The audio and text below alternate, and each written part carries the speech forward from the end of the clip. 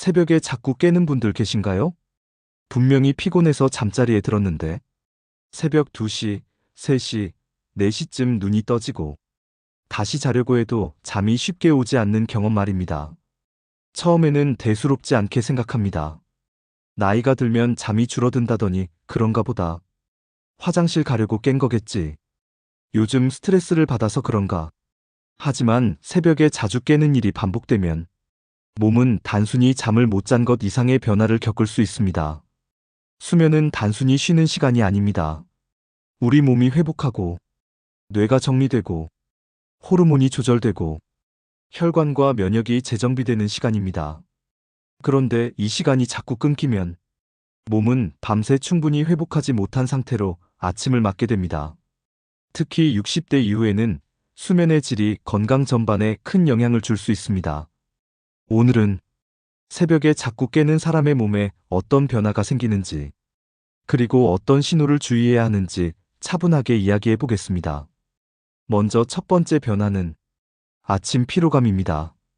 잠을 잔 것 같은데도 아침에 몸이 무겁고 머리가 맑지 않고 하루를 시작하기 전부터 지친 느낌이 든다면 수면이 충분히 이어지지 않았을 가능성이 있습니다. 잠은 시간도 중요하지만 끊기지 않고 이어지는 흐름도 중요합니다. 밤새 여러 번 깨면 수면 단계가 깊게 들어가지 못하고 몸은 계속 얕은 회복 상태에 머물 수 있습니다. 그래서 총 수면 시간이 길어 보여도 실제로는 회복이 부족할 수 있습니다.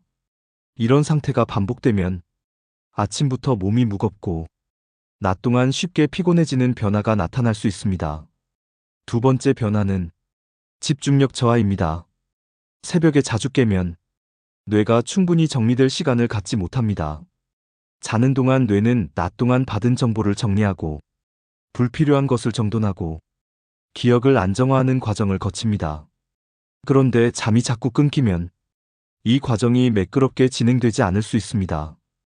그 결과 다음날 말이 잘 생각나지 않거나 물건을 어디에 두었는지 자주 잊거나 집중이 오래가지 않는 느낌이 생길 수 있습니다. 많은 분들이 이런 변화를 단순히 나이 탓으로 생각합니다. 하지만 수면의 질이 떨어지면 인지 기능도 영향을 받을 수 있습니다. 세 번째 변화는 혈압 변동입니다.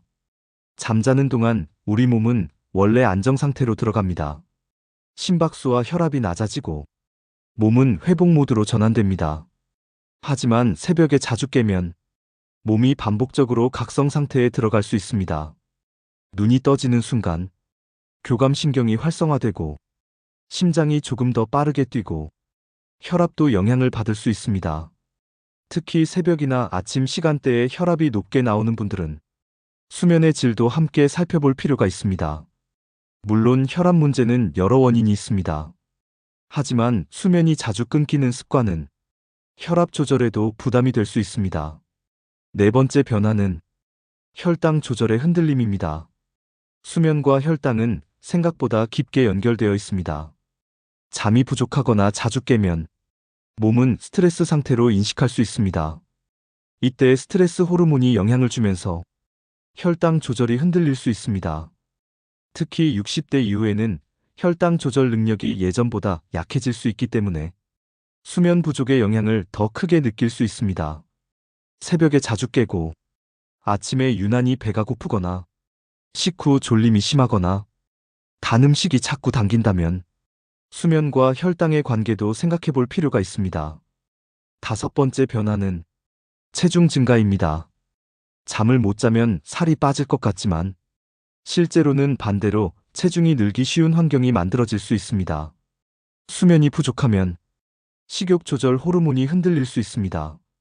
배고픔은 더 크게 느껴지고 포만감은 늦게 느껴질 수 있습니다. 그 결과 낮 동안 간식을 더 찾게 되고 특히 달고 기름진 음식이 당길 수 있습니다. 또 피곤하니까 움직임이 줄어들고 활동량이 떨어집니다. 결국 수면 부족은 식욕 증가와 활동량 감소를 동시에 만들 수 있습니다. 이 두 가지가 반복되면 체중 관리가 점점 어려워질 수 있습니다. 여섯 번째 변화는 면역력 저하입니다. 자는 동안 우리 몸은 면역 체계를 정비합니다. 감염에 대응하는 기능도 조절되고 몸속 염증 반응도 관리됩니다. 그런데 수면이 자주 끊기면 이 회복 과정이 충분히 이루어지지 않을 수 있습니다. 그 결과 감기에 자주 걸리거나 상처 회복이 느리거나 몸이 자주 무겁고 찌뿌둥한 느낌이 나타날 수 있습니다. 특히 60대 이후에는 면역 기능 자체가 예전보다 약해질 수 있기 때문에 수면의 질은 더 중요합니다. 7번째 변화는 기분 변화입니다. 새벽에 자주 깨는 분들은 낮 동안 예민해지고 작은 일에도 짜증이 나고 이유 없이 우울한 느낌을 받기도 합니다. 이것은 마음이 약해서가 아닙니다. 잠이 부족하면 뇌의 감정 조절 기능도 영향을 받습니다. 특히 깊은 잠이 부족하면 감정을 안정시키는 힘이 약해질 수 있습니다. 그래서 평소에는 넘길 수 있던 일도 더 크게 느껴지고 걱정이 많아지고 불안감이 커질 수 있습니다.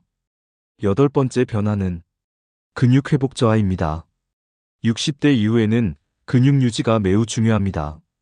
근육은 걷기, 균형, 혈당 조절, 낙상 예방과 연결되어 있습니다. 그런데 근육은 잠자는 동안 회복됩니다. 수면이 자주 끊기면 몸은 근육을 충분히 회복하지 못할 수 있습니다. 그 결과 아침에 몸이 뻣뻣하고 다리에 힘이 없고 운동을 해도 회복이 느린 느낌이 나타날 수 있습니다. 특히 낮 동안 활동량이 줄어들면 근육 감소가 더 빨라질 수 있습니다. 9번째 변화는 심장 부담 증가입니다. 수면이 안정적으로 이어질 때 심장은 밤 동안 쉬는 시간을 갖습니다. 하지만 새벽에 자주 깨고 잠들지 못한 채 뒤척이면 심장은 충분히 안정되지 못할 수 있습니다. 특히 코골이나 수면 중 숨이 멈추는 증상이 있는 경우 밤새 산소 공급이 불안정해질 수 있습니다. 이런 경우 새벽에 자주 깨고 아침에 두통이 있거나 낮에 심하게 졸린 증상이 함께 나타날 수 있습니다. 이런 변화는 단순 불면으로만 넘기지 않는 것이 좋습니다. 10번째 변화는 낮잠 증가와 수면 리듬 붕괴입니다. 새벽에 자주 깨면 낮 동안 졸리고 결국 낮잠을 자게 됩니다. 짧은 낮잠은 도움이 될 수 있지만 낮잠이 길어지면 밤잠이 다시 얕아질 수 있습니다. 이렇게 되면 밤에 깨고 낮에 자고 다시 밤에 잠이 안 오는 악순환이 생길 수 있습니다. 특히 60대 이후에는 생체 리듬이 쉽게 흔들릴 수 있기 때문에 낮잠 시간이 길어지는 것을 조심해야 합니다. 그렇다면 새벽에 깨는 이유는 무엇일까요? 첫 번째는 나이에 따른 수면 구조 변화입니다. 나이가 들수록 깊은 잠의 비율이 줄어들 수 있습니다. 그래서 작은 소리나 몸의 불편감에도 쉽게 깰 수 있습니다. 하지만 이것이 모든 것을 설명하지는 않습니다. 나이 들면 원래 그래라고만 넘기기에는 수면은 건강에 너무 중요한 역할을 합니다. 두 번째는 야간류입니다. 밤에 화장실 때문에 깨는 분들이 많습니다. 물론 어느 정도는 흔할 수 있습니다. 하지만 밤에 두세 번 이상 반복해서 깨거나 소변 때문에 잠이 완전히 깨버린다면 수면의 질은 크게 떨어질 수 있습니다. 저녁 늦게 물을 많이 마시거나 카페인 음료를 마시거나 술을 마시는 습관도 영향을 줄 수 있습니다. 세 번째는 스트레스와 걱정입니다. 새벽에 눈을 뜨면 갑자기 걱정이 밀려오는 분들이 있습니다. 낮에는 괜찮다가도 새벽에는 생각이 꼬리에 꼬리를 물고 이어집니다. 이때 몸은 다시 잠드는 대신 각성 상태로 들어가게 됩니다. 특히 잠자리에서 걱정을 반복하는 습관이 생기면 침대가 쉬는 장소가 아니라 생각하는 장소처럼 변할 수 있습니다. 네 번째는 늦은 식사입니다. 잠들기 전 과식하거나 야식을 먹으면 몸은 자는 동안에도 소화 활동을 해야 합니다. 이러면 깊은 잠에 들어가기 어려울 수 있습니다. 특히 기름진 음식, 매운 음식, 술은 수면을 방해할 수 있습니다. 다섯 번째는 카페인입니다. 커피는 오전에 마시면 괜찮은 분들도 있지만 오후 늦게 마시면 밤잠에 영향을 받는 분들이 있습니다. 나이가 들수록 카페인을 분해하는 속도도 달라질 수 있습니다. 예전에는 괜찮았던 오후 커피가 지금은 새벽 각성의 원인이 될 수 있습니다. 여섯 번째는 운동 부족입니다. 낮 동안 몸을 충분히 쓰지 않으면 밤에 깊은 잠으로 들어가기 어려울 수 있습니다. 특히 햇빛을 거의 보지 않고 집 안에만 있으면 생체 리듬이 약해질 수 있습니다. 아침 햇빛과 가벼운 걷기는 밤잠을 준비하는 데 중요한 역할을 합니다. 7번째는 수면 환경입니다. 방이 너무 덥거나 춥거나 소음이 있거나 빛이 들어오거나 침구가 불편하면 수면이 자주 끊길 수 있습니다. 특히 새벽에는 체온이 변하기 때문에 온도 변화에 민감하게 깰 수 있습니다. 8번째는 몸의 통증입니다. 허리, 어깨, 무릎 통증이 있으면 잠자는 동안 자세를 바꿀 때마다 깰 수 있습니다. 이런 경우 본인은 잠이 얕다고 느끼지만 실제로는 통증이 수면을 계속 방해하고 있을 수 있습니다. 9번째는 약 복용 시간입니다. 일부 약은 복용 시간에 따라 수면에 영향을 줄 수 있습니다. 이뇨제처럼 소변을 늘리는 약을 늦은 시간에 먹으면 밤에 화장실 때문에 깰 수 있습니다. 물론 약은 임의로 바꾸면 안 됩니다. 하지만 새벽에 자주 깬다면 복용 중인 약과 시간에 대해 의사나 약사에게 상담해 보는 것이 좋습니다. 그렇다면 새벽에 깨는 습관을 줄이기 위해 생활 속에서 무엇을 해볼 수 있을까요? 첫 번째는 아침 햇빛을 보는 것입니다. 아침 햇빛은 몸의 생체 시계를 맞추는 데 도움이 됩니다. 아침에 햇빛을 받으면 몸은 낮과 밤의 리듬을 더 잘 구분하게 됩니다. 이 리듬이 안정되면 밤에 잠드는 힘도 좋아질 수 있습니다. 두 번째는 낮 동안 가볍게 움직이는 것입니다. 무리한 운동이 아니라 걷기, 가벼운 스트레칭, 집안일처럼 몸을 적당히 사용하는 것이 중요합니다. 낮에 몸을 쓰면 밤에는 몸이 자연스럽게 휴식 모드로 들어가기 쉬워집니다. 세 번째는 저녁 식사를 가볍게 하는 것입니다. 특히 잠들기 직전 과식은 피하는 것이 좋습니다. 속이 편해야 잠도 깊어질 수 있습니다. 네 번째는 오후 늦은 카페인을 줄이는 것입니다. 커피를 마셔도 괜찮다고 생각하더라도 새벽에 자주 깬다면 일단 오후 커피를 줄여보는 것이 도움이 될 수 있습니다. 다섯 번째는 잠자리에서 걱정하지 않는 습관입니다. 새벽에 깼을 때 억지로 잠을 자려고 애쓰면 오히려 더 각성될 수 있습니다. 이때는 시계를 계속 보지 않는 것이 좋습니다. 시간을 확인할수록 이제 몇 시간 못 자겠네라는 생각이 들고 불안이 커질 수 있습니다. 여섯 번째는 낮잠을 짧게 유지하는 것입니다. 낮잠이 필요하다면 너무 길지 않게 조절하는 것이 좋습니다. 긴 낮잠은 밤잠을 방해할 수 있습니다. 일곱 번째는 잠자는 환경을 점검하는 것입니다. 방 온도, 조명, 소음, 침구 상태를 살펴보는 것도 중요합니다. 특히 새벽에 춥거나 더워서 깨는 분들은 침구와 실내 온도를 조절해 보는 것이 도움이 될 수 있습니다.